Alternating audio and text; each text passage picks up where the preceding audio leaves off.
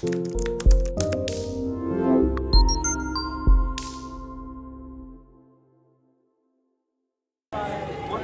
voudrais dire d'abord pour commencer que c'est un grand jour pour la ville d'Ouvira.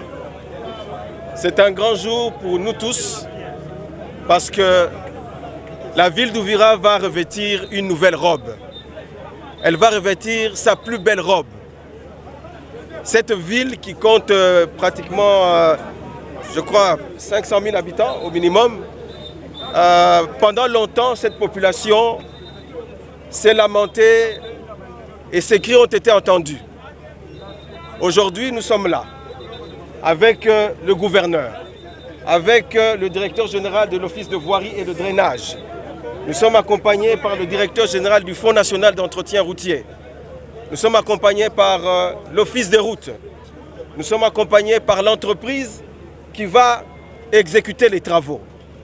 C'est pour dire que le gouvernement de la République, qui exécute la vision de son Excellence, Monsieur le Président de la République, son Excellence, Monsieur Félix Antoine Tshisekedi, ce n'est pas un gouvernement de promesses, c'est un gouvernement d'action.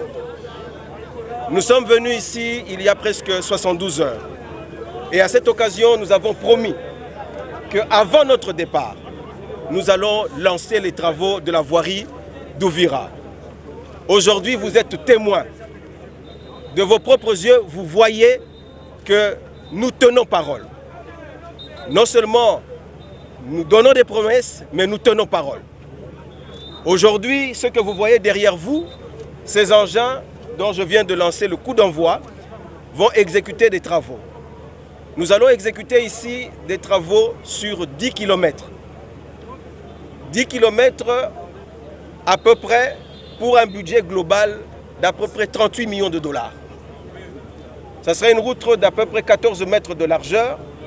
Il sera exécuté ici des travaux d'assainissement, c'est-à-dire que nous allons veiller à ce qu'il n'y ait pas des eaux qui aillent dans tous les sens. Il y aura des canalisations ici pour protéger la route. Nous allons commencer par ces travaux-là. Ensuite, au-delà de ça, il y aura des travaux, des ouvrages qui vont être construits.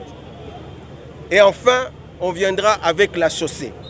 C'est-à-dire que ce sera des bitumes. Ce n'est pas une route en terre, ce sera une route bitumée. Au-delà de cela, nous allons faire aussi la signalisation routière. C'est-à-dire qu'il faut que la route parle. Il faut que la route explique. En fait, on parle d'une route qui parle. C'est-à-dire qu'il y ait des signalisations. Une sécurité pour tout celui qui l'emprunte. Donc mes chers frères, mes chers compatriotes, faites confiance au gouvernement de la République, faites confiance au chef de l'État, parce que vous avez affaire à des gens qui donnent, qui respectent leurs paroles, qui respectent leur engagement.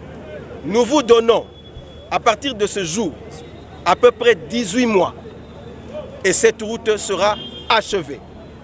18 mois.